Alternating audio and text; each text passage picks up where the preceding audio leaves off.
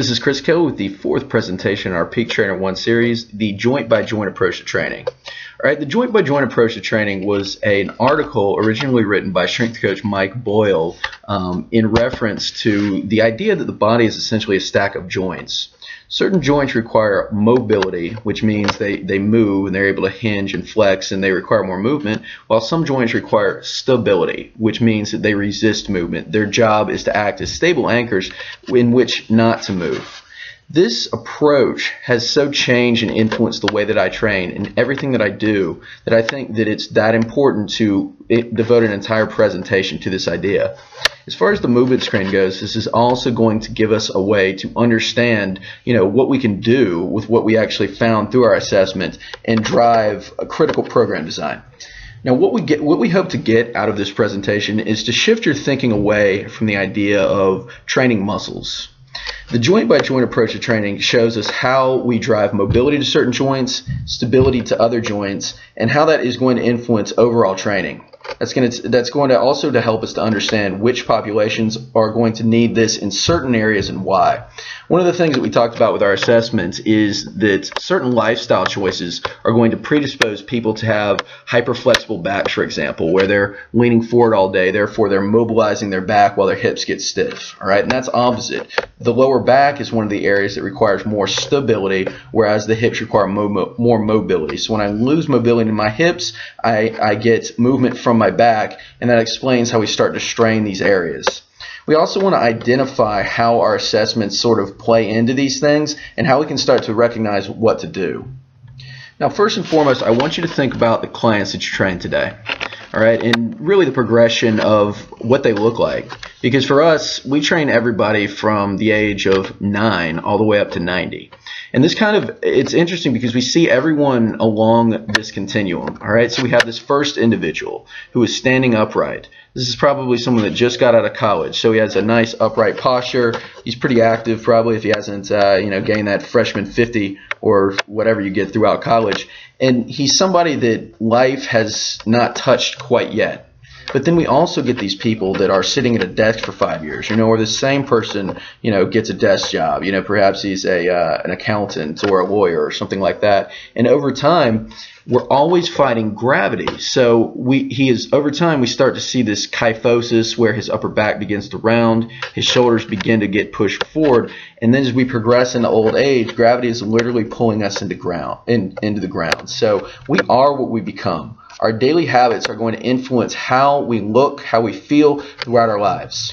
And this also kind of tells us how injury occurs, all right? Because initially, with injury, it's going to happen when somebody incurs an initial tissue trauma. Perhaps someone hurts their back deadlifting, or tweaks their knee when they're playing soccer. Whatever it may be, that small injury initially is going to create inflammation. So the area around it, the tissues around it, become inflamed, all right? They get swollen in order to kind of encase that area to be healed.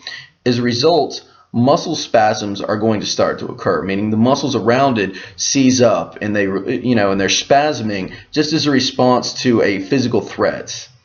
Over time, if this is not addressed through things like foam rolling and different things, these adhesions or trigger points are going to form along these lines of stress, and they don't go away. They stay there, all right, and they are going to create altered neuromuscular control. So rather than using that side normally when he's walking, this person favors the other side because it hurts when it used to hurt when he walked on that side. So even when the inflammation goes away, the trigger points still remain, and this person is kind of altered his pattern of walking, so he's shifting to the other side. Over time, strains are going to occur and create this muscular imbalance, all right? And this is generally what we see through this cycle of just lifestyle. And that also leads us to Davis's law, which kind of explains why all of this happens. Soft tissue is going to mold along the lines of stress. So anything that we are, we become what we do on a daily basis. If I do a lot of work for my chest, all right, then the lines of stress these muscles are going to tighten and pull me forward.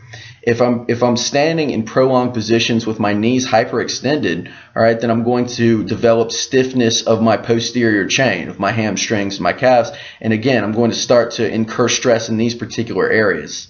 Another thing that we see is repetitive movement to one side. All right, so say we have you have somebody, your workstation is off to the side to where you have to kind of twist your back a little bit to type, and or you're laying down and you're looking to one side to watch television. We start to develop, again, lines of stress. Our bodies mold physically into these positions. All right, so that goes for anything. Excessive strength training, like I said, when we're training our chest, or really anything. And inactivity is the same way. So any patterns that we assume initially or repetitively are going to lead to the same result, and that's for both positive and negative. And so that brings us to the joint by joint theory. The joint by joint theory states that our body is essentially a stack of joints. All right, some joints are going to require more mobility, such as the hips and ankles, while other joints are going to require more stability, such as the knees and the lower back. And with the hips, for example, the hips are a ball and socket joint, meaning the head of the femur is located in the kind of the socket of the acetabulum. There's a lot of room to move around, so I can extend and flex my leg, I can move it from side to side, and it can move in 360 degrees of motion. So it's a relatively free joint. We compare that to the lumbar spine, okay, which is a very stable joint. The lumbar spine has about 7 degrees of rotation, all right, and if we exceed that, we start to get torquing of this area, all right, and again, it has a little bit more flexion extension, but the point is that my hips have a far greater ability to move than my lower back, so we want to drive movement to this area. This also tells us that pain in a particular area, okay, pain in the low back, pain in the neck, whatever it may be, is due to a loss of joint function above or below. All right, an example of the lower back. If I lose hip mobility in either hip rotation or hip flexion, I'm going to get that from my low back because my body is going to find that from somewhere. It's not the fact that I have a bad back, but it's like a noose because the areas in my hips are tight. Okay, they're pulling on my lower back, and at the same time I have to move from my lower back to get movement. So this repetitive movement is going to give me back pain. All right, another example would be the knee. Anytime that we have knee pain, we're going to look at the hips, which are the joint above, and the ankles, which are the joint below. If I don't have mobility in one of these areas, then my body is not acting as an accurate shock absorber. So the shock has to be transferred somewhere. So if I'm a runner, I do these things repetitively, all right, and I'm impacting the ground where I can't dorsiflex, or meaning sit back on my ankles, all right, my knee is going to get jarred as a result. So really, we are the result of what we become, and it's the same thing for the upper back. If I lack mobility in what's called my thoracic spine, which is the middle back, all right, the thoracic spine was built to flex and rotate, then I am going to get that again from my neck and my shoulders. Oftentimes people with repetitive headaches, pain in the upper body, pressure just in these areas, and breathing patterns are also going to be impacted by these things, are going to lack mobility in these particular areas. So just as a rule of thumb, we always want to check the joints adjoining, particularly the mobile joints that are going to be adjoining these stable areas that get painful. And it's kind of an easy way to look at this. It's much more complex, but in reality, what happens is that we alternate these mobile and stable areas. All right, the foot is a stable structure. We need the foot to both reduce force and then immediately push off and produce force. All right, so it has to be a very stable lever to do that. The ankle is a shock absorber. All right, the ankle is something where we need to sit back on our heels in order to sort of dissipate the ground forces when we're walking and we're running and different things like that. The knee has a very limited degree of rotation and it flexes and extends, but we don't necessarily want to mobilize the knee when it's painful. That's not the idea. We want to look at the areas above and below, but the knee is a stable joint. All right, moving up, the hip, a very free joint, it can move in 360 degrees of motion, is a stable joint. All right, our lower back, all right, we don't want to move. That's why we do planks and side planks and different things like that, as those are drills specifically designed to build endurance of the muscles around the back so we prevent movement. We go back to the thoracic spine, okay, which is a mobile joint, the scapula, which is a stable joint, and then again the shoulders, which are a mobile joint. And again, you could break it down even more than this. We could look at the wrists and the elbows and everything else. But just think about this idea of mobile, stable, mobile, stable. That's really the key in this illustration. This also allows us to understand how injury occurs, all right? Because if, say we have somebody who is a pronator, all right? They don't have stability in the foot, therefore their feet collapse as they walk. This creates an internal rotation force on both the hips and knees. So what happens is they're walking, they're not absorbing shocks. The hips and knees are going to, or they low back, and the knees are going to take that as a result. All right, this also is going to lead to compensations up and down this chain. All right, compensations of muscles, compensations of joints, and this leads to imbalances. All right, and this is kind of the idea of over time, it's not the fact that somebody pulled their back out bending over to pick up a pencil. It's the fact that they did it 1,000 times wrong, and then on rep 1001, it's just this area exceeded its tissue tolerance. So the more efficient a mover we can make somebody by mobilizing and stabilizing the proper joints, the better the less of this they're going to deal with. And when we're dealing specifically with high-level athletes, this is going to be more important because this is the last 5% of performance right here. If we can give somebody 5 more degrees of ankle dorsiflexion, that's going to give them more access to raw power, and it's going to allow them to be a better athlete. And that's why this is so interesting and applicable, I think, to everyone that we train.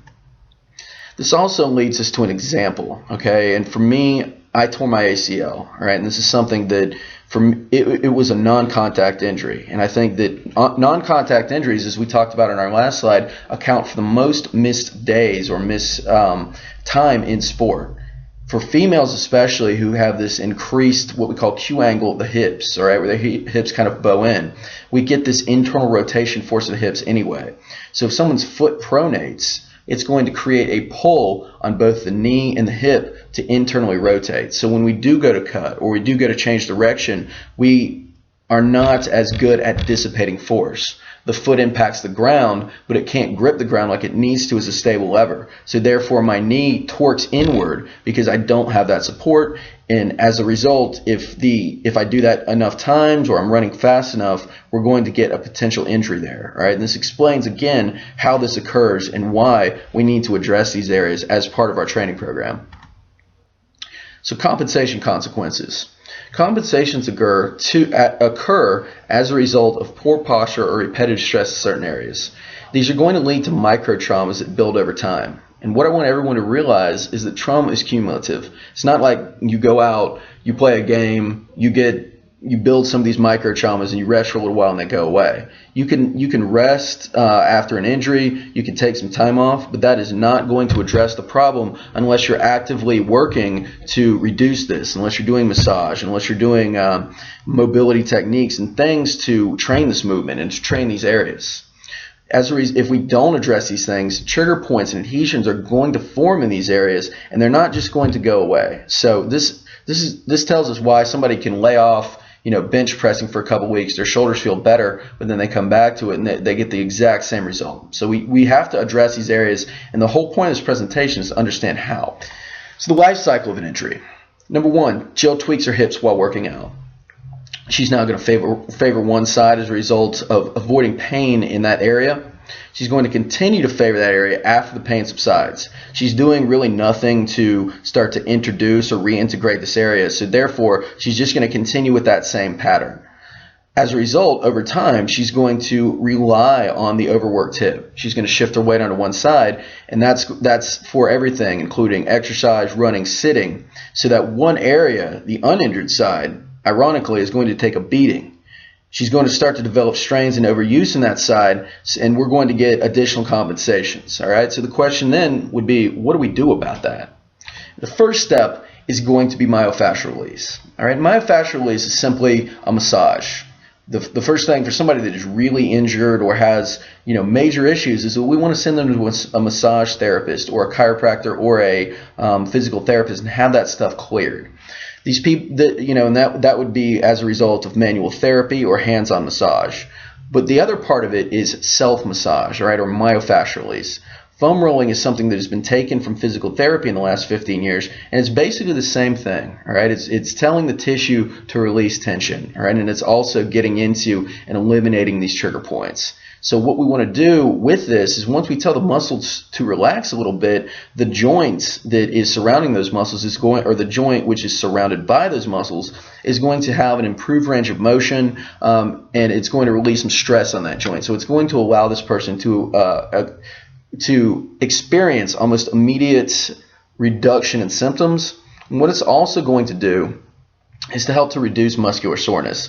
If this is somebody that is working out a lot, somebody that's maybe training 3 to 4 days a week, maybe playing games as well, or even a bodybuilder, foam rolling is going to help the person to recover quicker also. So it has numerous applications.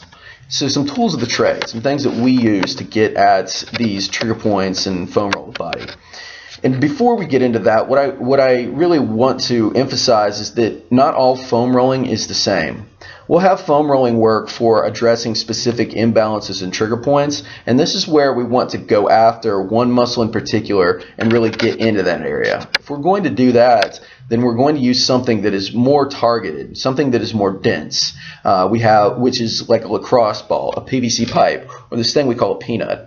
All of these things are extremely dense. They're made to focus on a very small area of tissue, whereas a foam roller allows us to hit a much larger area of tissue, but we don't get in nearly as deep, or it's not necessarily going to eliminate specific trigger points.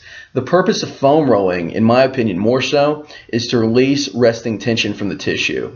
And that is more geared towards just warming up or overall recovery. So we have a client come in, they've been sitting all day, they're tensed up because they've been dealing with a stressful situation at work.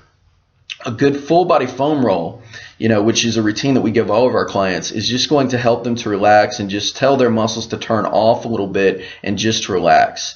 From there, we can perform mobility drills to move through active ranges of motion and just help the person to just kind of release the tension, get improved full range of motion, move through mobility. So there's a big difference, and we'll talk about that. So again, just a quick overview of the benefits. We decrease what is called CNS guarding. So after an injury, oftentimes muscles are going to grip around an area to stabilize it. What we want to do is use the foam roller to roll over these muscles and compress them to tell them it's okay to relax and turn off. That's also for people that sit all day and hold their muscles in shortened positions. We also, and that also relates to decreasing overactive muscles. So an example would be if I'm sitting forward all day, and my quads are shortened, oftentimes these muscles are going to be overactive and just kind of pissed off. So rolling them is going to bring down that sort of overactivity and just release them a little bit. For somebody that's had an injury or is in chronic pain, oftentimes the muscles that are around these areas are going to be extremely overactive. So the pain threshold for these muscles is going to be extremely low. So really anything hurts. The pain response oftentimes for these people that have had chronic pain is going to be inaccurate. It's not a true representation of threat anymore because the muscles are so pissed off, basically. So what we want to do is use foam rolling to help to increase this pain tolerance. What we often see is over time, globally, we start to get a improved pain response and a more accurate one, meaning not everything that this person does is going to cause pain, and it starts to relax and release a little bit. And that's a good thing. That's a great adaptation from foam rolling and something that we see often. So some directions. The two types of foam rolling that we have. Number one is what we call our pre-workout or warm-up foam rolling. The purpose of this area, or this technique in particular, is to release resting tension. Again, I'm not trying to correct anything. I'm not trying to compress a trigger point or release that area. I'm just trying to tell the muscles to relax and release a little bit. We're going to perform this before every workout, and what I ask my clients to do is to take this home with them as well as homework. I'm going to ask them to perform 10 to 15 slow rolls over each area. And what we want to do is compress the muscle like we're rolling knots out of dough. So very slow, deliberate rolling at a controlled pace. Whereas with corrective work, we're going to tap down over an area where we literally find the spot that hurts most, press down into that area, so we tack it down, and then we start to move the extremity over that. So an example would be if I have a trigger point in my hamstring, I'll take a lacrosse ball, I will put that ball on a chair, I will sit over that, so I'm pressing my leg down or my hamstring down into that when I'm in a sitting position. So that gives me the ability to sit down, really get into a position to really compress that area more so. From there, once I find that area, I'm not going to like roll forward and back over it. I'm going to tack that down, and I'm going to pump my leg. I'm going to extend my leg in and out in a sitting position, because that's going to engage the hamstring, and that's going to start to just chip away at that area in particular. I'll tell a client to spend 30 to 60 seconds over a sore area, but you can go up to 5 to 10 minutes. What we want to do is have palpable release in this area. If it feels the same after you've taken the ball or the roller or whatever you're using off, it was not effective. We need to feel visible release. That spot needs to feel like it just collapses a little bit, because that's what we want, and that's going to help to move on to the next thing over time.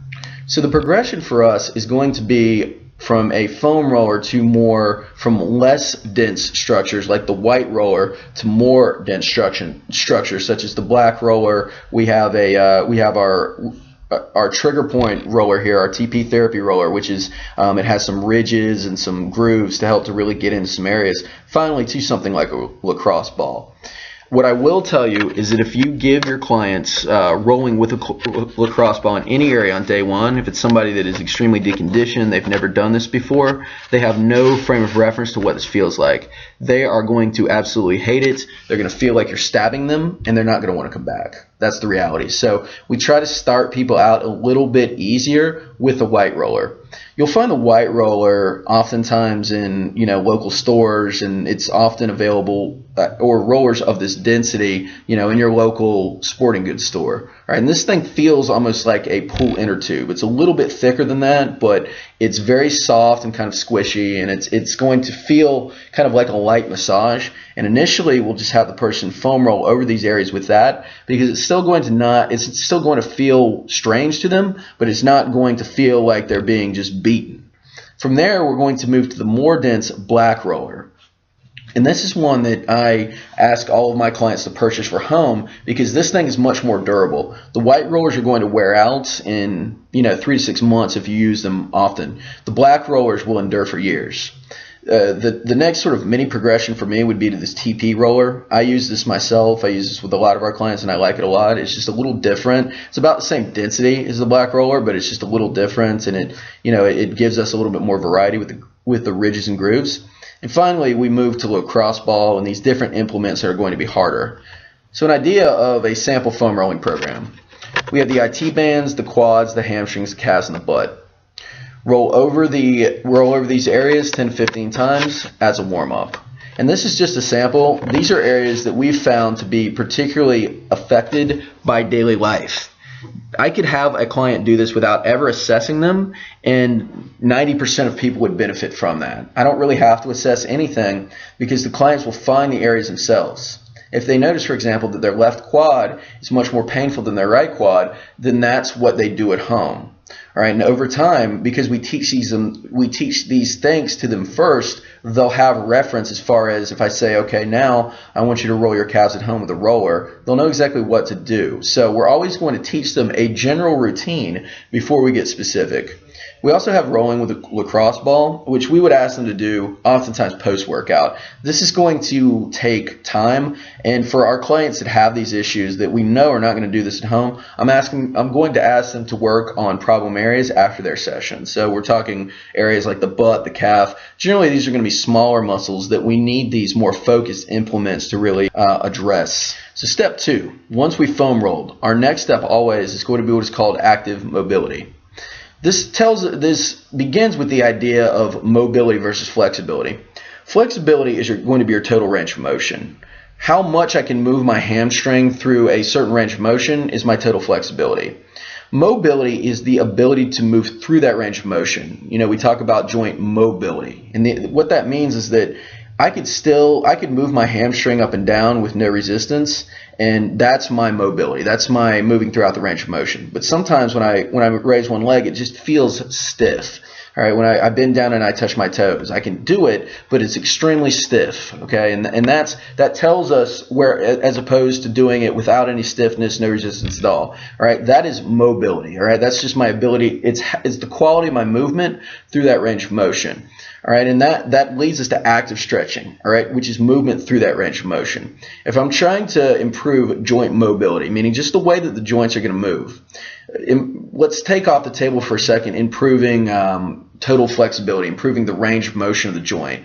We just want to improve the accuracy of that joint's movement. We want to give it control within the range of motion it has available. That's going to be training mobility. That's why we talk about active mobilizations and training joint mobility.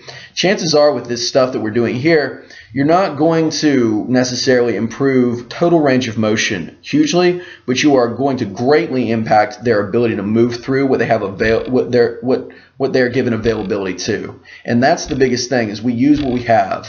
To improve total range of motion, that requires oftentimes large amounts of stretching, long periods of time. And for a client that is busy and just doesn't necessarily have that, we want to improve the quality of how they move and how they feel first. And this active these mobility drills will do just that. And the difference is holding at an in range for a prolonged period of time, which we call passive stretching, versus moving through that range of motion. So I just come to the in range, I move back to the other in range, and I'm just moving my arm up and down versus holding my arm in a stretch. So some examples of active mobility. All right, on the top here, we have what is called a wall slide. All right, she's pressing her back into the wall, she's engaging her core, and then she's moving her arms into shoulder flexion, all right, or over her head. If this is somebody that is limited in shoulder flexion, this is going to help them just to get into that range of motion a little bit better and use what they've got.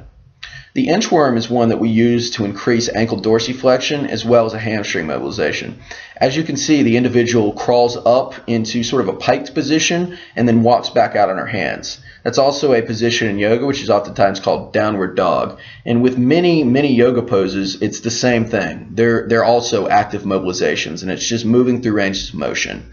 On the bottom there, we have a bunch of tennis players doing Frankensteins, where they're just kicking their legs up. And then on the other side, we have a Spider-Man, where the person has one leg up to the side, and she's pushing her leg out into hip external rotation. The point with all of these things is that they're moving through ranges of motion. And what I really like is that we can press into surfaces like a wall or a floor while engaging our core. All right. This also addresses the nervous system. We can cue the client as they're moving through this stuff to tighten their abs, to tighten their butt, to engage to kind of tell their nervous system that it's okay to use these ranges of motion. So we're addressing this component as well, as opposed to just holding in a stretch where we might increase range of motion, but if your body doesn't recognize that because we didn't tell the nervous system it was all right to do so, then it doesn't matter anyway. So this is something that allows us to do both at the same time. So mobility areas. What areas do we want to mobilize and what areas do we want to stabilize? This is the whole discussion of our training. And for number one, we're looking at our ankles. For 95% of the people that I see, ankle dorsiflexion, or just sitting back on the heels, is going to be limited. Ask your client to do an overhead squat, to hold their hands overhead and just squat heel to butt. What you will see oftentimes is they just come forward onto their toes. Or they just stop. You tell them to stick their butt out, and they stop about halfway. But if you put their heels up on plates, immediately they're able to drop heel to butt. This is going to be due to a lack of ankle dorsiflexion. So this is one of the primary mobilizations that we want to focus on. Some drills that I like, and in particular for people that run, for women that wear heels, or people that sit for long periods of time, this is an area that we want to focus on in particular. So some drills that I like, two positions that we use more often than not, would be the downward dog position, where we can do things like inchworms, we can cross one leg over the other, what we call a cross leg ankle rock, and this allows us to kind of get into what we call a closed chain position, where my hands and feet are on the ground, and press our heels into the ground to start to mobilize into this dorsiflexion. The other one would be up against the wall. So our hands are on the wall, I'm engaging my core, and I'm pushing my knee over my toe to the point to where my heel starts to come off the ground. I want to stop right before that. Over time, it's like chipping away at things. I can just keep pushing, and we're just kind of nudging the joint to move through a little bit greater range of motion or just move through better through that range of motion. Our next mobility area, moving up to the hips, would be hip extension and flexion. This is going to help us to sit back on our heels and to hinge from our hips versus using our low back. For individuals that have what we call flexion-based back pain, where they're bending over to tie their shoe and it hurts, or for somebody that, or for our deadlifters, or just anybody that has back pain when they're sitting. All right, this is due to oftentimes a lack of hip extension and flexion. If I lack it in my hips, I'm going to get that motion in my low back. So this would be the mobilization that we want to focus on for that particular problem. We oftentimes find this with straight ahead athletes, such as football players, soccer players, or cross country athletes that move straight ahead repetitively. If we can we can also improve their performance by giving them access to more mobility in these areas because they act as a buffer zone. So some mobilizations that I like for this. The glute bridge is a great hip extension mobilization because I'm pressing my hips up into extension, I'm tightening my glutes at the same time, and it's helping to extend my hips bilaterally. Another would be a half kneeling hip extension where one foot is on the floor, I'm pulling my other heel on my butt, I'm pressing into the wall, and then I'm rocking forward and back. That's not me, by the way, but he's doing a great job. We also have hip flexion and extension. And you'll notice, hip flexion. And you'll notice with this person is supine or on the ground. His hands are under his low back, and we would be cueing him to press his back into the ground. That ensures that the butt and abs are engaged, so he's moving from the right muscles. If I just let him arch his back or just move through without coaching that stuff, he'll get a greater range of motion because we'll get compensation from another area. So we want to make sure that the muscles are turned on and kind of anchoring down so we get movement from the right joint. So his back is on the ground, and I cue him to pull his knee to his chest. That's helping him to move into hip flexion, with things like a squat. Okay, I can mobilize each hip. I'm sitting back into a deep squat. Again, and that would be a movement prep mobilization for that. I also have something where I keep my legs straight and where I bend over to pick something up. Right, that's straight leg hip flexion. And with that, I would do I would still be on my back. I would simply keep my legs straight as I was raising up and down. As the person improved range of motion in these areas and their core fired a little bit better for that as well, we kind of coordinated things a little bit, we get them to move into standing positions and mobilize the same thing, and we'll get into that. We also have hip rotation. So a healthy hip is going to have a full range of motion, flexion, extension, where it's moving forward and backwards, as well as internal and external rotation. And that's going to help me to twist and rotate. This is going to be a key priority for all rotational athletes. So we have our we have our golfers, we have our baseball players, softball players. All of those athletes are going to need to prioritize this because it's a repetitive motion in their life. We also have people that sit to one side repetitively. Somebody that maybe has to turn to look at their doctor or to turn to look at their calendar or whatever it may be, or just, again, twist to one side to watch television. Even somebody that sleeps on their side. So what I often find is that in women, oftentimes when we assess this, we have a lack of hip external rotation because when you sit with a crossed leg, sit like a female where the leg is fully crossed, that's driving into internal rotation. So therefore, we lose external rotation. Two mobilizations that we like for this would be a sideline clam. The clam is something that is used in rehab settings oftentimes, and all we're doing is having the client lie on their side, tighten their abs, and move from their lower extremity only. From there, once the client can do that, they have good movement, they're feeling it in their butt, we move to standing positions. What we call a bowler squat, where the person is standing or in a standing position, they're reaching across the body to touch a cone or their small toe, is an integration of that. We're now in what we call a closed chain position, where the foot is against the ground, so therefore it's more realistic to daily life. That's a great progression from the hip rotation. And oftentimes what we'll do is we'll perform a set of clams immediately followed by a standing closed chain drill like that, to sort of integrate the new mobility that we acquire from this floor-based drill. We also have hip internal rotation, where we simply cue the client to lie on their back, press their back into the ground, and push their knees together. All right, there are a couple. We have bent leg hip internal rotation, and we have straight leg hip internal rotation. So we're addressing both of those things. In the first slide, or the first, I guess, picture, his knees are bent, okay, and he's pushing his knees together. We also have a straight leg version of that, where his leg is out to the side, and that's also going to address a little bit more hip adduction, which is the inner thigh, the groin, and that sort of thing as well. Our next mobility area would be the thoracic spine. And whereas the lumbar spine is kind of built to remain stable and to be sort of an anchor of the body, our thoracic spine has an improved ability to flex and rotate. So when we're training an athlete to throw a softball or to rotate or really any motion at all, we train the bullwhip effect.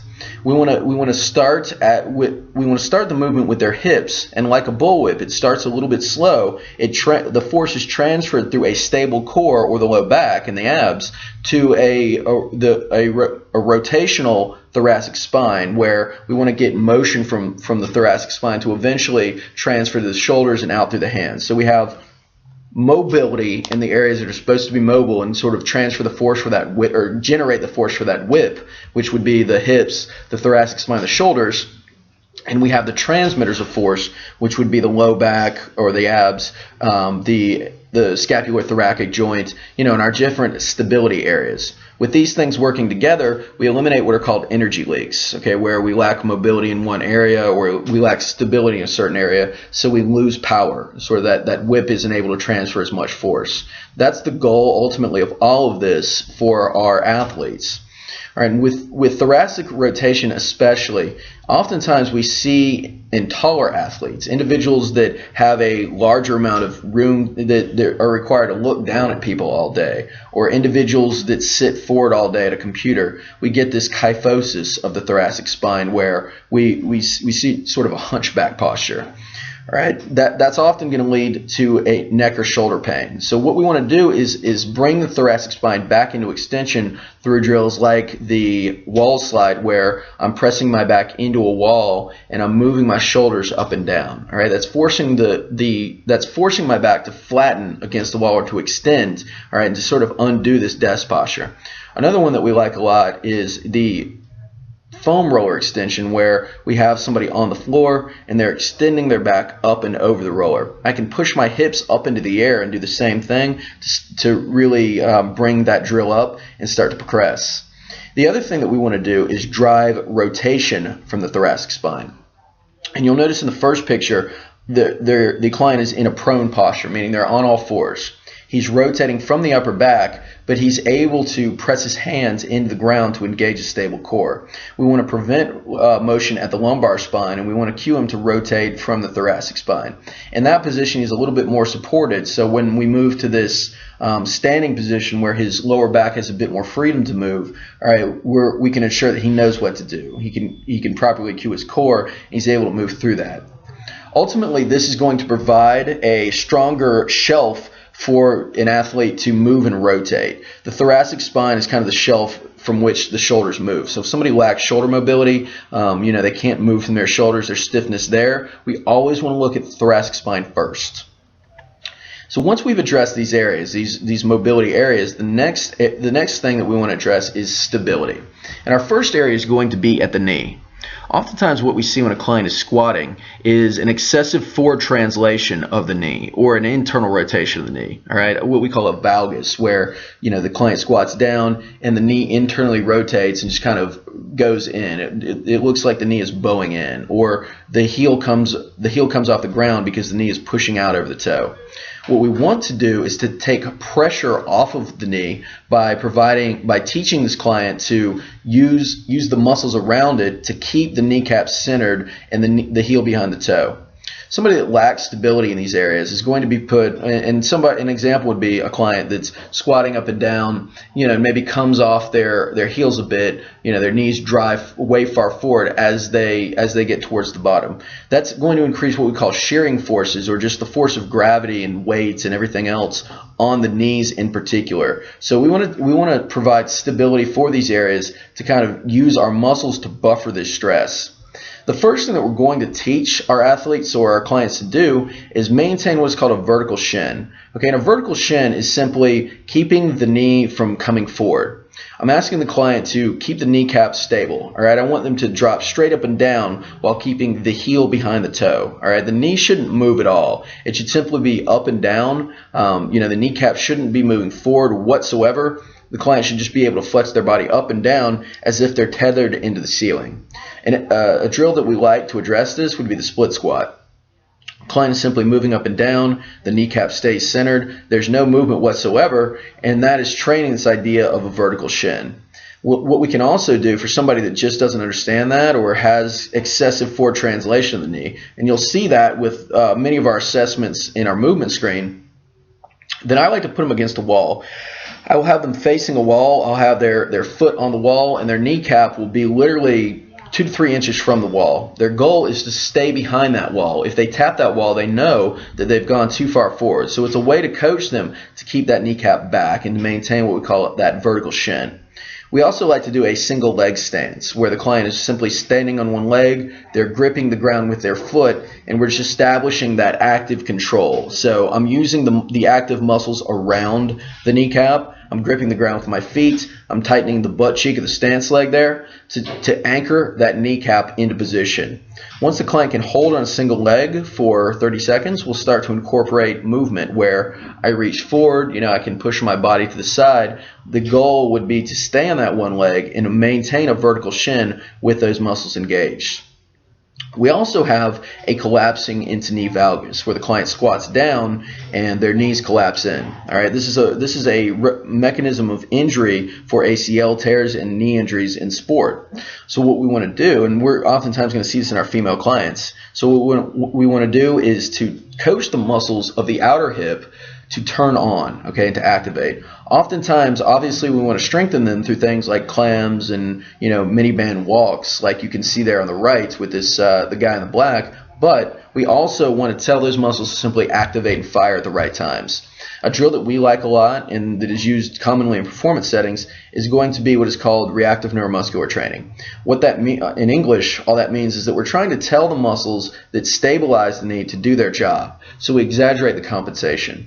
We put a band around the client's either right above or right below the knee, and we ask them to squat down.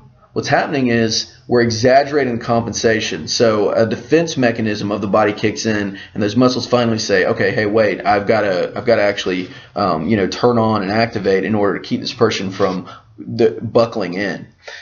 What I coach the client to do is simply to push the band out. All right, don't let the band pull you in. That's all you have to say. Once you tell them that, it's simply a reactionary thing. And when they do this, we coach them. We will do this as part of a warm up. They'll feel those muscles fire, and that's going to start to done repetitively in a warm up, and just put into every workout warm up or a warm up before their game. That's going to help them to kind of get that idea and activate those muscles to do their job. Our next stability area is the lumbar spine. So while sit-ups and crunches will definitely develop a six-pack and strengthen the abs, when we're talking about just function in daily life, the purpose of the abs is to provide isometric support to resist movements. So I don't want to arch my back as I'm sitting, or I don't want to flex forward. The job of the abs is to act as a stable column to keep me from doing that. So if I'm doing a crunch and I'm reinforcing sort of this bent over or hunched over C posture movements, then that's not necessarily training that function. So what we want to do is exercises like planks where I'm holding with a flat back and I'm resisting the force of extension. All right, you can see a little arch in my low back. And for people that, an experiment would be to have somebody hold a plank, don't coach them at all and watch what happens. Their midsection will arch down, and that's gravity pulling them into extension. We cue them to flatten their back out, to initiate what we call posterior pelvic tilt, and to hold in that position. And that's just training endurance for the abs to do that. Once the client can do that in floor-based positions, we move them to standing. All right, we have them hold a towel over their head, which forces the person with the arms overhead. That creates an extension force. All right, it's trying to pull them into extension. You can see as she squats down, her back arches a little bit. Okay, what we want to do is to keep the abs tight to prevent that. We also have anti-rotation, where I'm doing an exercise like a bird dog on the ground. I'm extending one leg and I'm extending the opposite arm. And that's trying to torque my hips and torque my upper body to one side. All right, I'm pressing down in the ground, I'm engaging my core in order to prevent that. Once I get that, and once I can hold a flat back in that position, then I'm going to move to a standing position where, again, I'm standing. That's an exercise called a standing core press that we like a lot. I'm standing in the ground, I'm tightening my butt and abs, and I'm pressing the band out. What it's trying to do is rotate me to one side. And all I'm doing is tightening my abs and gripping that area to prevent that from happening. Once the client can do that in static positions and standing, we could move to things like squats. We can move to lunges where they're holding the band and they're squatting up and down. And again, it's preventing, the idea is to prevent that rotary component and remain stable in the presence of physical change as we're coming up and down. We also have, while we list anti-rotation, anti-extension here, we also have what's called anti-lateral flexion, which means that kind of flexing to one side. That is going to start with a side plank. All right, a side plank is an exercise where I line my side, I push my butt up into the air, and I'm resisting the force of gravity from pulling me down to the side. Once I can do that, I move to standing exercises where I'm carrying objects. Standing carry is one that we like a lot, where we have the client simply hold a kettlebell or a weight and walk with it. The goal is to keep the abs tight and prevent the one side holding the kettlebell from flexing over. All right, that's going to actively train the abs in standing positions and transfer better to daily life for our clients. Our third area of focus would be the scapular-thoracic joint. All right, and the scapula, or our wing bones, are the one example of a joint that is not physically fixed to the body. Our muscles are the only things that are holding the scapula to the body. There's no bone that's connected to it and holding it there. So it's extremely, as a result, it has a lot of freedom of movement, but it's also unstable. So we have to be very diligent about training the muscles around this thing to act as guide wires. The purpose of the scapula is to resist flexion and rotation of the shoulders during overhead movement. The scapula are going to act as a controller, a guide wire that's going to help to guide the shoulders above the head in maintaining good positions, as opposed to shrugging or kind of getting using the neck as we raise our arms overhead. It's also going to help us to provide a stable weight-bearing structure as I'm raising my arms. So if I don't get that, I start to get movement from the traps and my shoulders start to shrug, and as a result, I'm going to get neck pain. So the two things that we want to train with the scapula would be retraction, where I'm in this push-up position. I'm cueing the client to simply retract their arms, pull their shoulder blades, not down necessarily, but just back, and just hold in this position. The goal is to not be too far forward and not too far back. So we don't want to cue excessive shrugging, but we want to just make sure that there's a nice space there between the ear and the arm. I press straight into the ground, and what I tell them is to show the elbow pits forward. All right, I'm externally rotating my arms. I'm trying to not, when we see somebody do a push-up and their elbows are flared out to the side, we're trying to do the opposite. We're trying to get the elbow pits to face completely forward, and what that's doing is it's screwing my hands into the ground, and it's helping our scapula to rotate and retract and sort of stay in the proper position. We can start this progression in a push-up position. We can eventually move to a bird dog because I'm a little bit less supported, and then we can start to move to things in standing positions where we have a client doing wall slides and even reaching their arms overhead.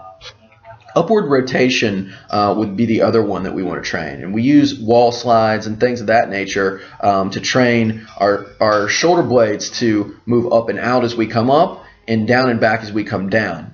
Oftentimes what you'll see with people who lack or are impaired in these areas is one side will move immediately or will move faster than the other side, and there's a lack of rhythm between the two scapulae. What you could do is have your clients perform wall slides where they press their back into the wall and they think about guiding these up and out together as they raise up and down and back as they come down. We'll include some examples of these exercises in our demonstration section so you can get a better idea of what we're talking about. So our client warm-ups. Now, the problem with all of this stuff is that if we're training a large group, it's really difficult to give specific mobility drills to everybody. Our solution would be to teach our clients a simple ground-based warm-up for our beginners. What I want to emphasize is that we train a generalized approach first, and then we get specific. The purpose of this is that these drills have specifically been chosen because they're easy to teach, and they address probably 95% of the things that we're going to see in the common deconditioned person. So we teach this client our warm-up, we have them do it at home as homework, and we internalize this to the point to where they know exactly what we're doing. Then we can use these drills to pull out and focus on one area and start to make some more substantial change. So I would tell a client who maybe has some issues with their upper body to do the peanuts and the shoulder with a ball as well as rolling their armpits. All right, and I want you to do the roller slide and the roller crunch to improve thoracic extension and rotation. All of that is mumbo jumbo probably to our readers, but for my clients, they understand what these things are. So it's simply a matter of executing what we teach them. For our more advanced clients and for those that are with us for a while, we teach a more advanced warm-up. The foam rolling gets a little bit more extensive. They can move through it faster because they know exactly what they're doing. And then we move to more of a standing warm-up. All of these things are just extensions of what we were doing on the ground, but now that this person has good control, we can teach them more complex patterns and hit more things faster with a more integrated warm-up. So putting it all together. As we discussed in our last slide, for me, when we're looking at mobility, we have two types. We have more global movements, such as the inchworm, the Spider-Man, and the split squat, that are mobilizing and stabilizing several areas together, versus isolated movements where we're ground-based, we're doing something like a clam, where you're lying on one side, you're moving your knee in and out. With those exercises in particular, we want to start with those for more deconditioned clients, and we want to focus on those when we're looking at a particular area of focus or a particular problem. From there, but for the client that we're just trying to warm up, or those that have been with us for longer, we can knock a bunch of things out by doing inchworms, by doing Spider-Man, by doing split squats, because they're addressing the entire body. They're addressing joints up and down the body. So think global movements when warming up and focusing on just an overall mobility effect, and isolated movements when working on a particular area. So the process in total, all right, if we're looking to give our clients some simple quote-unquote corrective exercise, or we're just talking about good training. Number one is that we foam roll to release muscular tension and improve resting length. All right, with the warm-up foam rolling, we're just telling the muscles to turn off a little bit, to relax, and to let the joint move a little bit better. From there, we immediately are going to move through greater ranges of motion through active mobility drills. And then we're going to incorporate these things as homework. What I can't emphasize enough is that if you want your clients to do something at home, it needs to be simple and it needs to be something that they understand. So with mobility drills, we're going to be very repetitive in terms of the stuff that we teach them. I don't care if the warm-up is interesting. I mean, we can put different exercises in the workout or whatever it may be. But with mobility drills, it's just the idea of getting what we need. So teach them very similar things, make sure they know what they're doing, and then teach them that at home so they can start to address these areas themselves. So how we use these mobility drills as well, we talked about the process, which is generally going to be our warm-up. So in essence, every warm-up is a mini corrective session in that way. All right, we also use them as fillers in workouts. So if it's somebody that is impaired in their upper body, okay, somebody that has maybe issues getting their arms over their head, we might have them perform a one-arm dumbbell row, a squat, and then as their filler exercise, we would have them doing wall slides against the wall. So it's something that we can use as active rest to help to address a concern while training as normal. And then again, we're giving them as homework. So some common sense assessments. All right, we already talked about our movement screen and what we do, but my feeling is that performing the foam rolling routine on itself has great value because the person finds the areas themselves. If we find an area in their upper body, or if we find that their upper body is jacked up, all right, we see that the client does an overhead squat and they're leaning forward excessively as they do so, I would simply have them roll their upper body. they will find the areas that hurt themselves, right? There's no need for me to break their muscles out and do joint testing or anything else. The client will diagnose themselves and they will buy in because normal tissue is not painful. When they feel pain, they're going to recognize that and they're going to want to do something about it. So we get immediate buy-in and they say, oh man, my left arm hurts or my left lat hurts when I roll. I say, all right, then that's your homework. That's what you do at home. And it just becomes something that is just an easily done thing. And the cool thing is, if the client is doing this on a session by session basis, if they continue to do a full foam rolling routine every time they come in, it's an ongoing assessment. They'll find the areas, say they tweak something that they didn't even realize. They'll find that on their own, and then they'll mention it to you and you'll be able to address that. So what I want you to think about is that every workout is an assessment, and watching the client move and allowing them to foam roll helps us to do that. So a sample mobility library. I don't have 1,000 different drills that I use to get what I need for this stuff. I have like 5 that I can teach very well, that I know work, and that are accessible to me.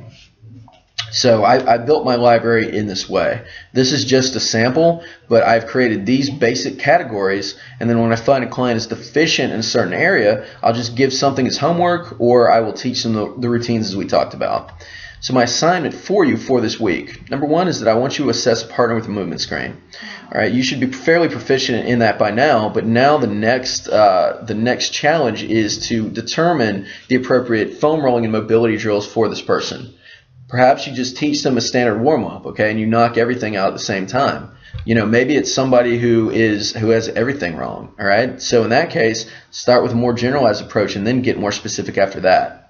The purpose is to create a basic warm-up and a homework for the client. So that's what I want you to do. I want you to present to me your case study, and I want to understand exactly why you did what you did, and we can discuss.